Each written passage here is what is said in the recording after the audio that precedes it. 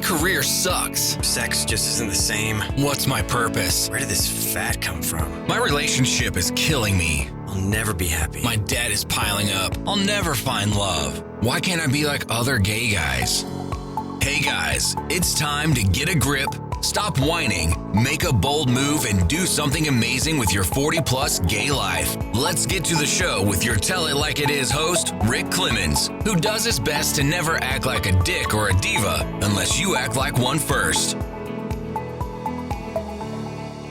Hey guys, welcome to another episode of 40-plus Gay Men Gay Talk, and I'm excited to have my new buddy, Adam MacLean showing up here with me because, well, we had some intimate experience a few months ago with our good buddy Court Box at Court's Connection getaway in the desert, and Adam was one of my facilitators, and I'm just gonna say it. I fell in love with this guy. He was such a beautiful energy to have around, and he does some amazing work. And we thought, Pride Month, this is probably a good time, not that every day isn't a good time, to work on any of those shames that we feel as LGBTQ guys, especially as we get older. Some of that stuff still is like the pebble in the shoe. And I thought, since my buddy Adam talks about shame and getting past it and intimacy and inherent, all these things that happen, and he's also he's a sexual intimate that really does really good work with people in this arena. So why not do this during Pride? Let's free ourselves. Let's get rid of some shame, man, right? And just get going. So I'm so excited that you're here, buddy. Yeah, thank you. It's been a couple of months already, I know it's been a couple of months. Integration takes a while, so we can consider this like continued integration from our experience together in the desert. Absolutely. You described it as a sexual intimate. I use the term sacred intimate, but I also love that you brought up shame as it could be a pebble in one's shoe. I love that imagery because that's the imagery of like an ache that we're not aware of. Like some people say, like, I had a really bad day, and then at the end of the day I realized, well, I had a pebble in my shoe the whole day. That's why I was having a bad day, because I was walking around uncomfortable. So when is shame the pebble in our shoe? I love that imagery. That's what I'm focused on. I love that. And I love the sacred intimacy stuff too, because I think there's something sacred about even going into the sexual realm. As we both know, doesn't work with Court. I have some mentors.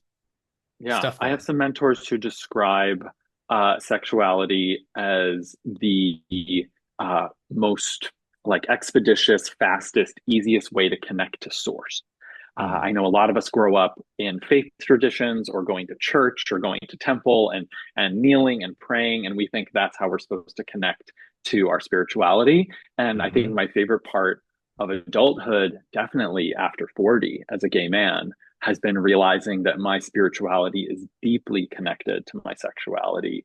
And that means I can't have any shame around my sexuality, because it's what connects me to others. It's what connects me to my community. It's what connects me to the world. That doesn't mean I'm trying to sleep with everyone in my community, but that energy that is in you that fires your sexuality, I do believe that that is what connects all of us. And I believe too that when you can feel that connection, first you have to feel it within yourself. That's something that I've always, coming out as you start by connecting to that reality within yourself, like I'm gay, I'm lesbian, or bi, whatever it is, that connection starts. And it's the first venture, especially in the work I do, working with a lot of people coming out. It's like their really first adventure, so to speak, into a journey to connect with self. Like we've done it all through lots of other avenues, but man, this is a deep dive, big deep dive. And in your words, it's a very sacred deep dive too, Adam. And I think some people don't. Yeah, I forget put those together. Yeah, I forget that.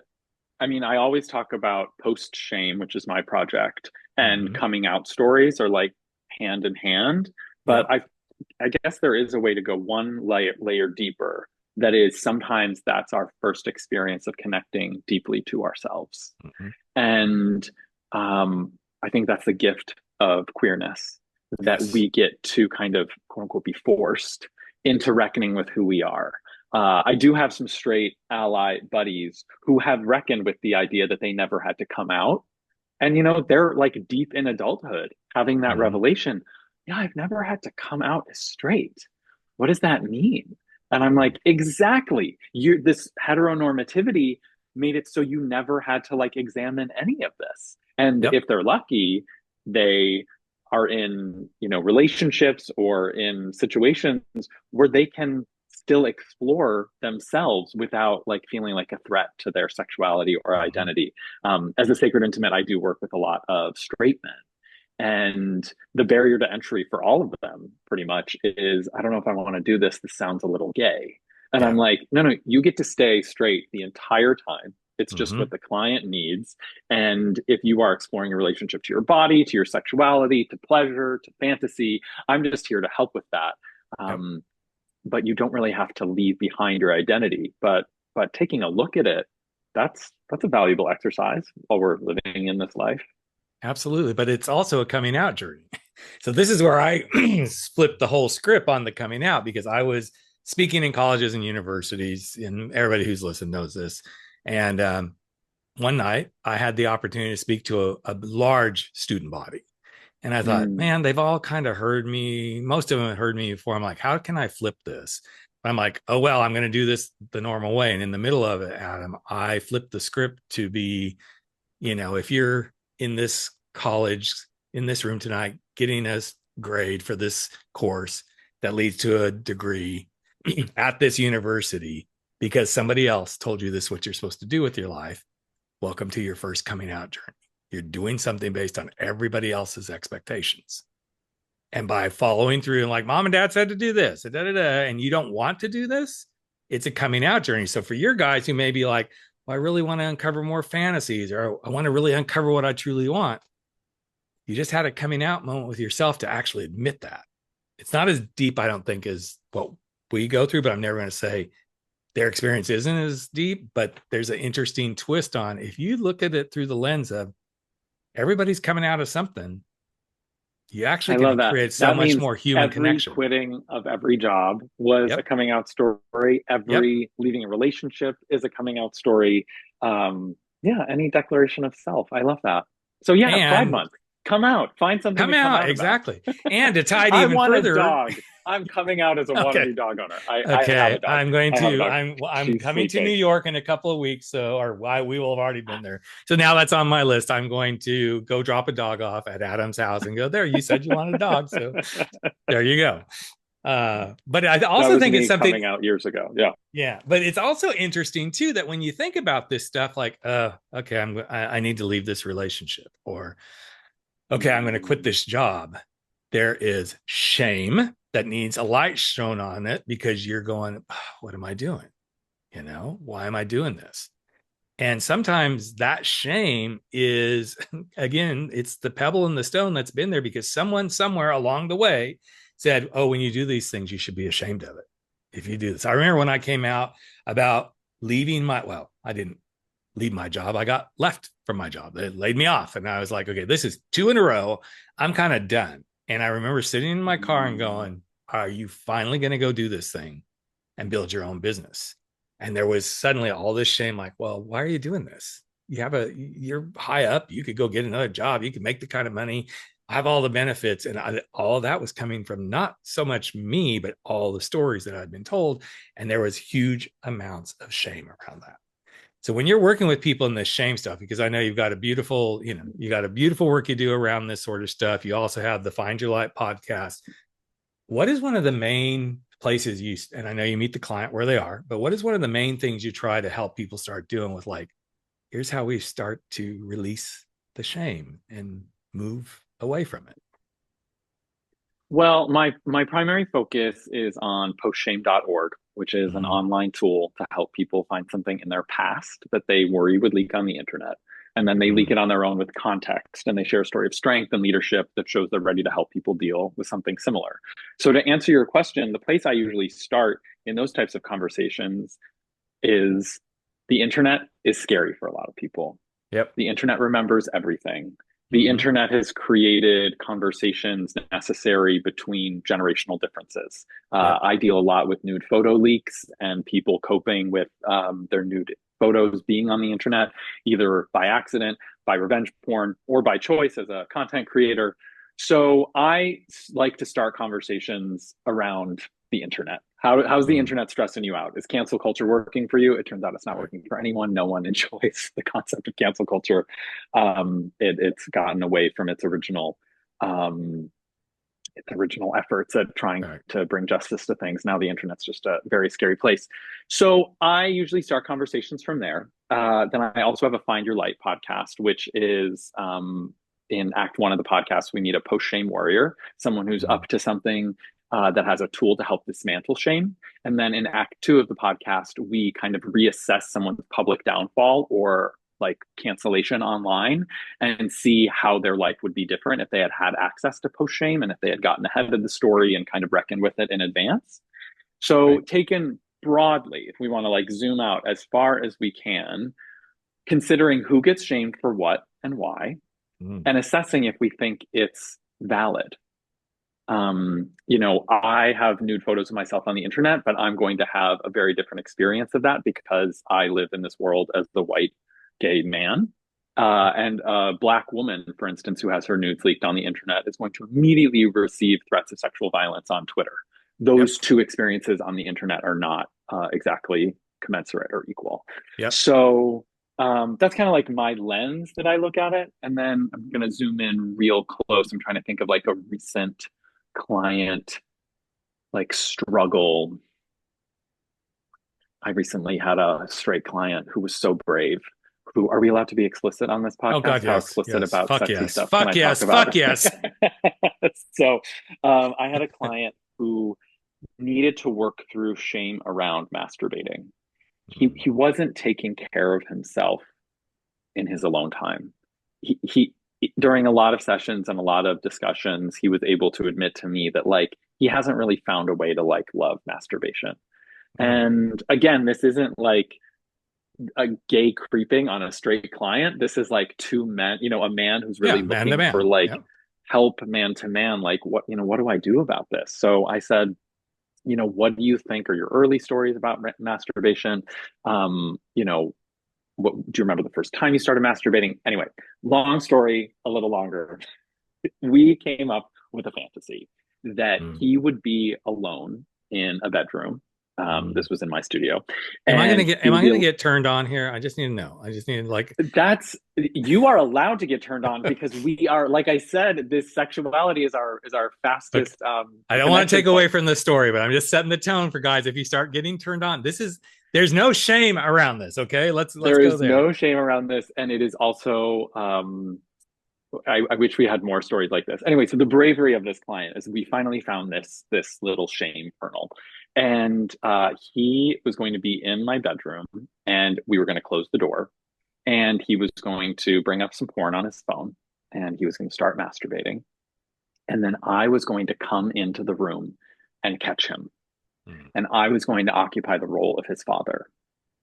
And his father, who did not understand himself, and his father, who was, a religious man and had a lot of shame and weird stuff. And anyway, his early trauma is that this father shamed him and said, you can't do that. You shouldn't be doing that. He essentially caught him and made him feel bad. So we were doing like a very reparative scene. So I waited like 10 minutes. Like I waited like an uncomfortably long amount of time. And then I opened the door and I caught him and he was like, and I was like, oh, sorry. You look like you're, having private time.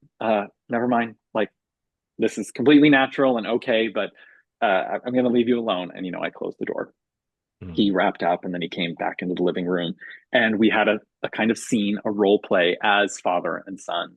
And I just simply told him that everything he was doing was normal, that it was okay.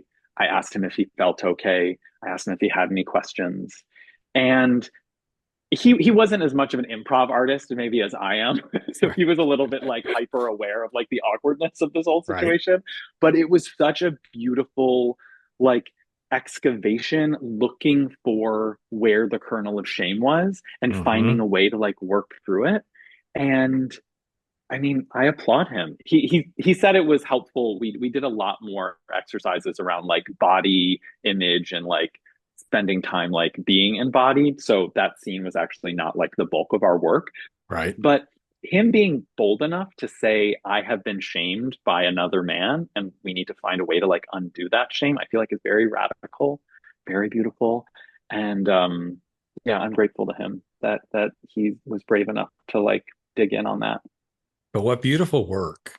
I mean, it's so many stories are just embedded in our lives, in our minds. And I remember the first time that I actually spoke about the sexual awakening, which we won't go deep in that, but you witnessed some of that at the retreat. And you have to decide how much you want to share, because I'm just going to look into the camera and be like, and I love being witness to your sexual awakening. You get to share. Yeah. No, it was really good. And I remember the first time on stage that I actually talked about that in front of a group of college students, I had just, not to the degree I did at the retreat, but I was like, I've never felt shame around it, because I think it was Vanessa Williams who said something about this in one of her, I don't know, somewhere that I was watching her talk about. May all podcast conversations have a loop back to Vanessa Williams. Vanessa Williams, yes. May the patron saint of excellence, Vanessa Williams. Continue. And she talked about like, it was a sexual awakening that shouldn't have happened. And I love that. I was like, this was a sexual awakening that should not have happened. And I was really nervous when that came out of my mouth with these students. And I'm like, but wait, I've now said it. And I'd already done reconciliation with the person and all this, but I never wanted to talk about it. And ever since then, I've been like, no, this is my view. This is my lens on this. Yes, it was sexual, quote, abuse, if you want to put it in that space, but I didn't feel abused. I felt very like enamored with, oh, this all makes sense. Why at 7 years old, I'm like really, obsessed with men's penises and men's bodies and all this sort of stuff. Similar thing when I used to be shameful about all the hookups I had while I was married to my ex-wife.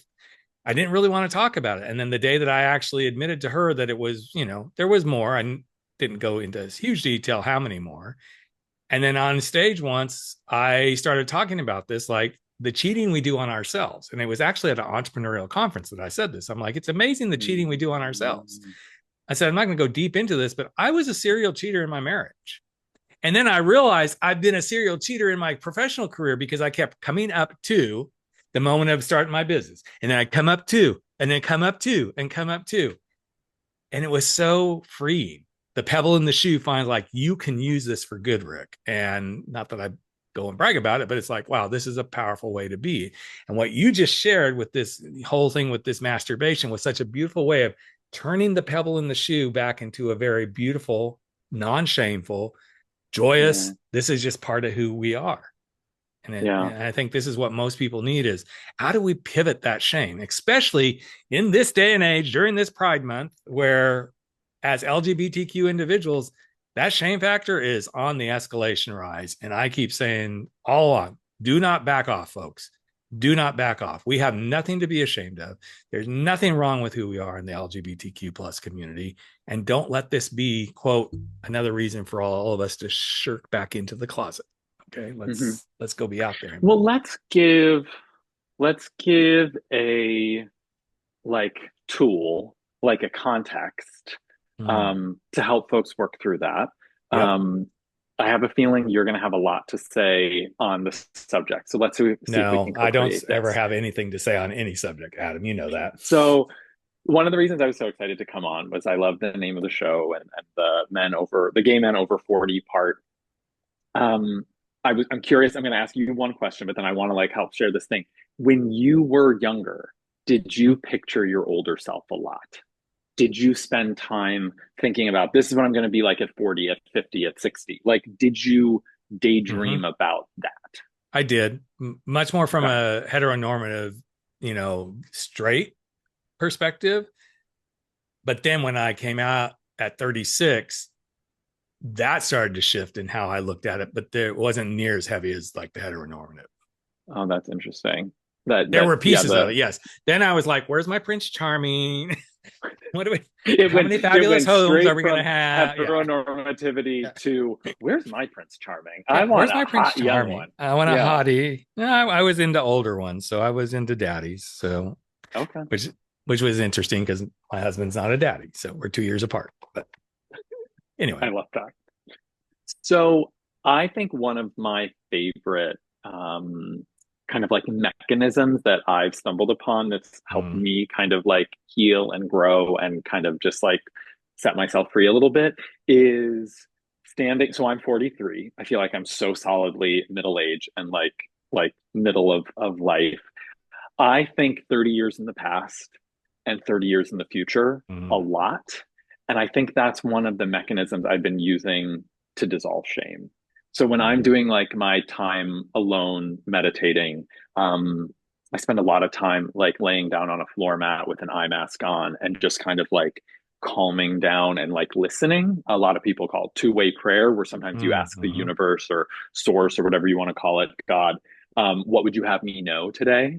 And you kind of just like wait and listen. And very often the downloads are things like love yourself, be kind to yourself, be a leader, lead with kindness, you know, stuff like that. But when I really get like creative and imaginative, I think about, now that I'm 43, my 13-year-old self and Mm, my 73-year-old self. And I kind of gather them all together and kind of like ask each of them what they need. And the mm, 13-year-old now is like, when I really, really think about 13-year-old Adam looking at 43-year-old Adam, he's actually horny about it because mm. he's like, oh my God, you grew up. Like, you have all these plants in your apartment. You've got all this art on the walls. You have Yeah. a lovely Uh-huh. dog. You have a lovely boyfriend. Like, Right. 13-year-old Adam's actually really jazzed about it. And then I Mhm. asked 73-year-old Adam, you know, like, are we on the right path? What should I do? Like, how should I behave? Really, it's like, what should I do? And Mhm. 73-year-old Adam says things like, you're on the right path, like keep loving, pay your taxes on time, plan for the future. Like I'm in my mid 40s and I'm finally starting to wrap my head around retirement account stuff, Yep. right? Yep. And I hate it and it hurts and it's uncomfortable and it makes my stomach turn and I'm like, Yep. there's just no way in the world you're ever going to save enough money. Like, what is this thing? But 73-year-old Adam is like, it's okay. We've arrived here. You're Mhm. safe, you're taken care of. So I know this might be a roundabout way to say I'm dissolving shame, but like, because it absolves so much fear and makes me feel so accomplished for little Adam, I just Mhm. feel so much stronger to be myself because of this, like, gathering all the parts of Yep. myself to like witness myself. Does that make sense? It makes total sense. It makes total sense. I mean, when I look back, so I'm going to be 62, and if I was looking at 32, one of the things that I would be saying to myself is, Oh, yes, you're in the future. Exactly. Tell me I what you am. would say Yeah, to yeah. 32-year-old you. So my 32-year-old self now would go, you're almost there. You're about to truly declare your sexuality and you're going to get to live this beautiful life that you've always considered. So just exercise some patience, see the beauty in everything that you've learned from those years when you're like you had to hide, and you're not going to be a jerk. You're going to do exactly what's right for you, your wife, your kids, everything, so that you can have this beautiful influence. Looking ahead, I would be 92, which is an interesting number for me to think about because that's when my mom's father passed away. And even with all of my stuff that I've had going on medically, I think I'm going to live a pretty long life. And so I I'm love that. like, guess what? I'm just getting started in so many ways because when I decide to finally retire, and I'm thinking a lot about this, what am I going Mm. to do that gives me the freedom to be even more of an impact? I can now write books without thinking, oh my gosh, I got to get up and go to work. I can continue my podcast, which I'm going to. I'll probably need to change it to 60 plus gay men, gay talk or something like that. But, I see I this mean, you can beautiful speak stuff. into each of the eras. You know, Exactly. you can Yeah. speak into it.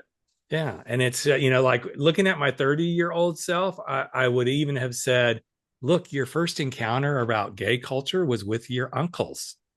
Your uncle that passed away is one of the very first ones in the AIDS epidemic. And look at how much you've learned from that, how much it actually Mm. inspired you to like become even more of a voice and all that stuff. Even though I hid in the closet still for many years after he was passed.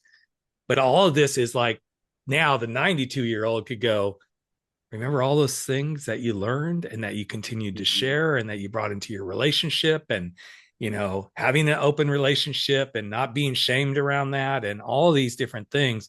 and you lived a pretty freaking amazing life for what you desired to be. I mean, that's how I would look at it. I do. I mean, I look at it that way pretty frequently, Adam, because I love that you brought this up. I never thought about it the way you just did it, but there's always those moments like, okay, you know, what's 10 years down the road kind of look like, but not from, oh my God, am I doing everything right? It's like, what do I want to go build? Well, that's the thing. We usually ask those questions at these like bizarre high stress situations, like in job interviews. Like, where do you see yourself in 5 and 10 years? That is not a great space to kind of like reassess.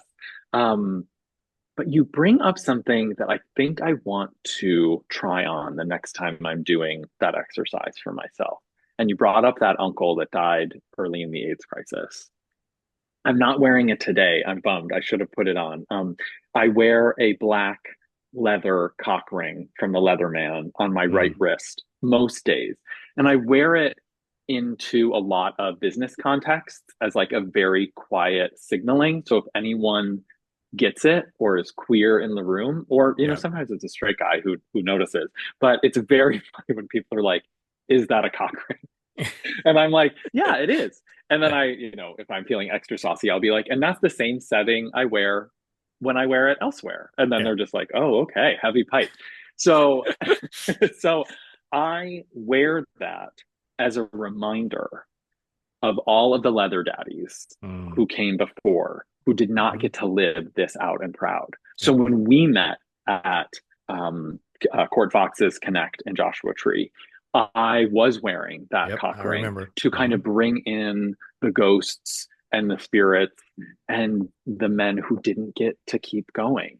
So now I wonder, this feels like it would require some bravery on my part. So I think I'm trying to declare it so I can like capture that bravery next time I get on my mat with my eye mask on.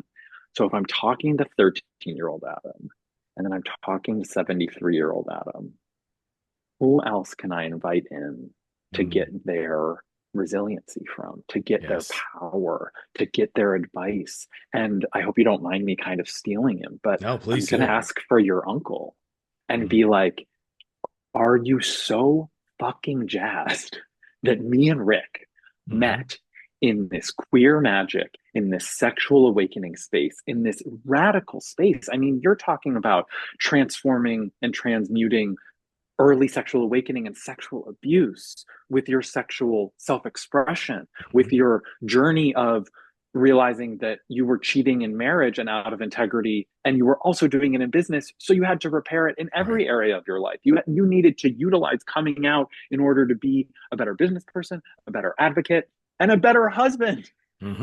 Like all of this big bang is because of that type of reckoning. So I wonder what your uncle, I like to think that he would be like, oh yeah, you guys are doing the most. Like you are getting it done and you look great. And put that cock ring on for us. You know, put it on for all the Christopher Street daddies who, I mean, I make a terrible joke that like if I had been 20 in 1982, I would have died in the first wave. Oh, I would have.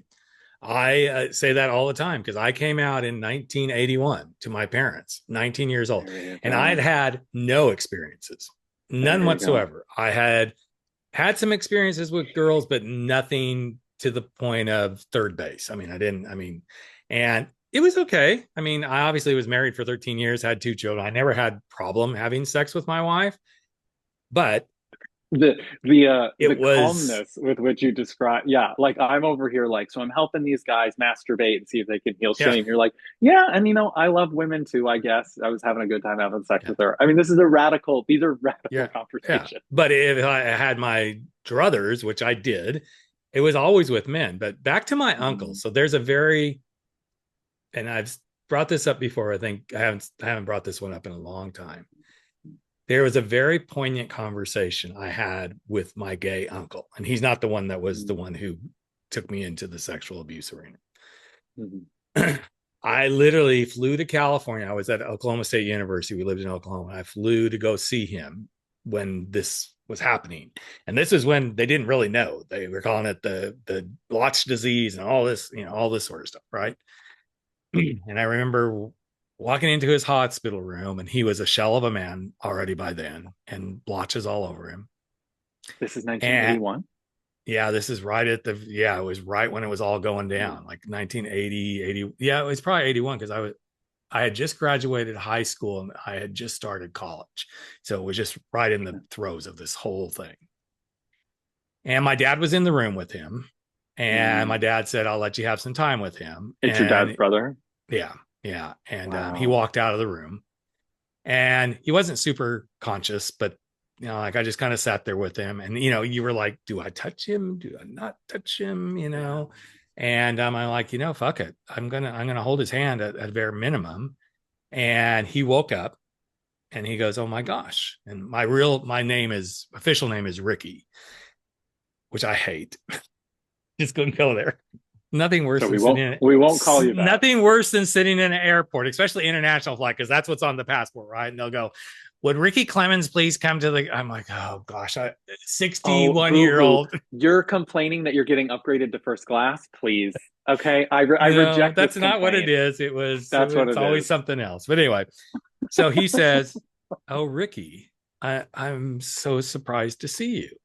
And I said, hey, I wanted to come see you, just because I love you. And he was one of my uncles that he and his partner were always at our family events. They were always the butt of the jokes, no pun intended, but everybody snickered about him. Oh, they're the little fags. And I'm like, really? These, and as a kid, I was confused about all this.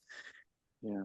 He goes, it's so good to see you. And then he kind of faded out. And there was never a discussion about me being gay, because it was never discussed. I'd come out to my parents. They shoved me back in the closet, even though I went back in the closet. So I'm not putting all the blame on them.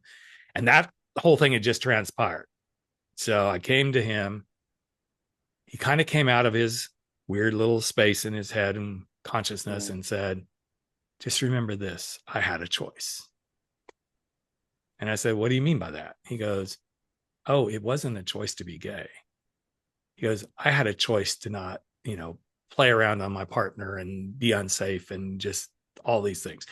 But even then, they still didn't really know what all this was, right? And I was like, okay, I understand. And I thought, why is he telling me this? But all these years later, it all makes sense, right? Because every time I was fooling around with some guy during my marriage, I'm like, you got to be careful. You always have to be careful, because I was petrified. And that was back in the day when we were going and getting tested and, you'd get a number called like, okay, 547-723, please come back. Cause there was no names mentioned or anything. And I just remember every time I went to hook up with a guy or to go get tested, because I was testing behind my wife's back. I'm like, at least I'm doing what Uncle Will said to do. Play safe, be good, as good, all that stuff. And he will always live in in my mind he was my reminder to do it right, no matter what. And I'm glad that's how you downloaded it. For me, it has like a little extra addendum to it, which, because I'm going to be taking this uncle now to my meditations with me, so I have to build up my vision of him. I think he might have been saying, I had a choice, which meant I was in action and I was choosing a life. And yes, it's now resulted in suffering and death. Yeah. But I didn't live a life where I stayed small. Mm-hmm. It is a total shame that there were no treatment options, and it was, a war, essentially. These men dropping like flies, an entire generation died. But I like to think that he was trying to say to you, I don't regret anything. And that's really interesting that what you took away, because that's what I took away years later when I came out. And when I decided to start doing this work and do the podcast, I'm like, I'm not going to hold back. I held back for too long. And when I did my very first podcast, clear back in 2014, I felt him. And by then I was already playing with the idea of just be your big, bold self. That was kind of the whole thing. And then it's evolved. But even my current brand of No Fears, No Excuses, No Apologies, it's all about that. Stop living your life with excuses, fears, and apologies. Just go live. And even now, as I'm saying that, I'm having goosebumps because I know I feel it. I feel it. I feel him, because I think there was that message and the message of be careful, do the right thing, all this sort of stuff. And it's so interesting to see everything have come together this way. And that's why I decided to talk about it again. A fourth one? I mean, can we add a fourth one? Because it's like sorry, say it again. No regrets. No fears, no excuses, no excuses, no fears, no apologies. Okay, so no excuses. Love that. No fears. Got that. No apologies. Got that. But I think you're doing a fourth one, which is like not as snappy, but it's like go forward with care. Mm-hmm. Like I don't have a moral or ethical note for you about cheating on your wife. It was a long time ago, and that's your whole life. But there's something to it that you were like adding in like relentless testing, because you were just trying to figure your shit out for a really long time. I have a lot of sympathy for you at the clinic, a lot, like because you knew how slutty you were being. I did, which is so funny, Adam, because really most of the time I wasn't being as slutty as I come across. It was mostly a lot of just jerking off and you know, playing around, a blowjob. There was really never any occasional penetration, but I was the one penetrating. So there's always that. I did get, you know, the lovely chlamydia one time and had to try to navigate how that happened. You know, there's all sorts of stuff. And now you can see how freely I talk about this stuff. And I, you know, I had came clean with my ex-wife finally. I mean, I was getting ready to go on national TV. I'm like, so this is what I'm doing. You know, I need you to know. And she's like, yeah, I kind of already knew all this stuff. She goes, all the times that the URL, you know, the history on the computer, you know, when we were back in the AOL days and I'd forget to shut a chat room off or something like that. But it is such an interesting journey of how once you learn that the internet remembers everything. This is why we need to start with computer as shame and internet as shame, because the internet remembers everything. Yeah, that's funny. But it is. And then once you learn that, okay, if you can learn to break shame in one space, you just wash, rinse, repeat with every other piece of shame that comes up. They're going to be different situationally, but at the root, man, if you can break the shame thing, just keep going and breaking it. And eventually, I'm not going to say you're eventually not going to be ashamed of anything, but in a way you kind of can be. And I'm not ashamed of being my beautiful bald head at all. There's no shame around this bitch whatsoever, honey. Although I do love your hair. That was one of the things I noticed at the thing. I'm like, I love his hair. That's how it comes up. It's not that you're ashamed of it, but jealousy's loud. Yeah. Jealousy's real. Yeah. Yeah. I think you bring up a super important point, though, that I just want to drill down a little bit on, is that shame isn't going anywhere, and it is part of the human experience. It is also necessary for certain social contracts. Yes. And it is one of the things that does keep society kind of stitched together a little bit. Like, we do have norms. However, I personally believe, my personal belief is that we don't need to use shame as a controlling mechanism. Mm-mm. One should feel shame for, you know, there's a bunch of bad things you shouldn't do. Don't do murder. Don't do pedophilia. You know, don't do stealing. Right. Don't. we can't have those as part of our culture. The whole thing, you know, collapses. However, we can't use shame as a tool to control people. So I love your, you know, description of rinse and repeat. Post shame has 6 steps, and the last one is literally start again. See what else there is. What else do you want to be post shame about? What else could you? I have an exercise I do with clients around going through your iPhone camera roll and really going through it, really, really looking to see if there's anything in there that you don't want to come out. I thought that I lived a life that was completely free from racism. I thought that I was just a squeaky clean, best social justice warrior that there's ever been. And I went through my camera roll and I found photos of myself in Halloween costume drag as Pocahontas. And these photos are offensive. They are gross. They are not thoughtful. And I was like, oh, I am so disappointed in myself that, you know, these are not good photos. And I only found them because I thought that I topped out on being post shame. And it's like, nope, you still got more stuff to work through. It's always reckon with that. Yeah, it's always there. I always feel a little bit of shame when it's like Black History Month and I get some, you know, beautiful Black men to come in and talk. And I'm like, well, what about the rest of the year? And I've said to a lot of them, I'm like, hey, I would love more representation here. So tell me some buddies of yours that would come on and talk about stuff, and it's just whether it's Black, Asian, whatever. I mean, I want all the representation. But sometimes I go through the same thing. It's like, wait, am I really walking the walk and talking the talk? But those are the moments I find we grow the most. We see ourselves. That self-awareness is one of the most beautiful things we can experience. We're back to that fourth clunky addendum. Move forward with care. That's you moving forward with care. I think it's great that your programming is thoughtful in February, but we have to do the work so that the programming is thoughtful. It's interesting you bring that up, because this is one of my addendums when I work with somebody. I want to help anybody who wants to come out of the closet. I want to support them. I want to be on the journey with them. But here's my addendum. You have to do it with dignity and respect for yourself and those involved. If you're coming into my work like, yeah, I gave her everything. She's got the kids. She's going to get the house. It's my time to do my thing, and she just needs to deal with it. We're probably not a good match, because I want you to go do all of that.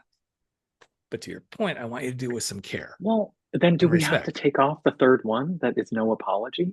Because you clearly are a person who's helping coach people through thoughtful apologies. Yeah. Part of post-shame is figuring out what you were ashamed for, and also recognizing that other people might still think it's shameful. Yeah. There are people who might be listening even to this episode being like, y'all are off base about this cheating shit. Cheating's bad.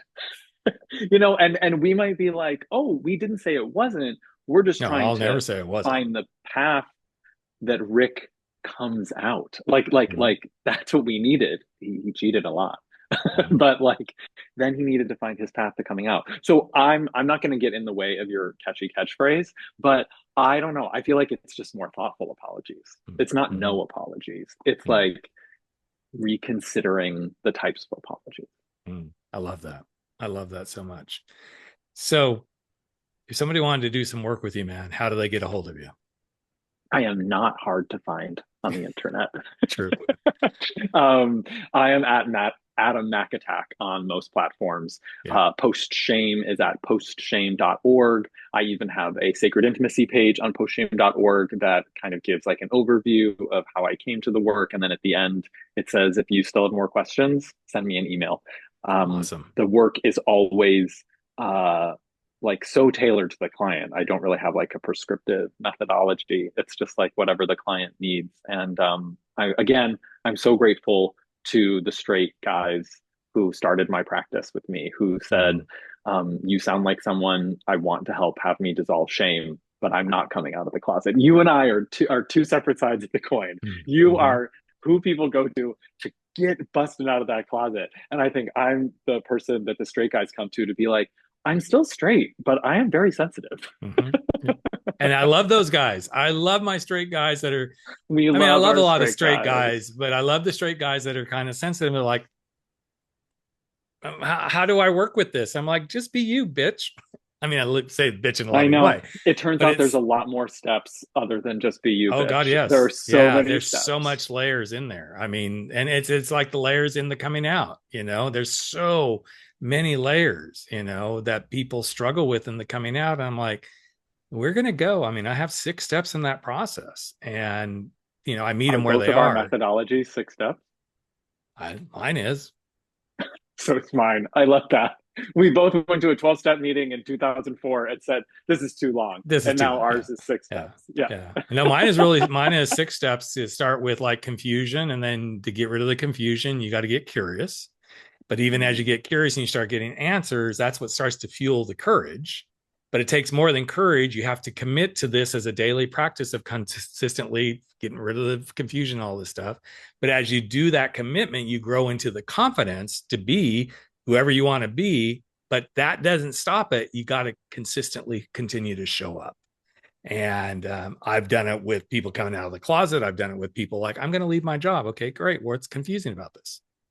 Oh, I love it. And Rick, you and I are yin yang, perfectly intertwined souls. Yeah. Mine has to do with like investigating what you think could leak, investigating the impact, then confiding in someone, because sometimes people confiding just in their trusted advisor group kind of dissolves the shame enough, and they don't have to do much more about it. But then steps 4 through 6 have to do with releasing it publicly. And then, like you said, staying in the conversation, still being a person who's willing to talk about what the impacts are of what happened.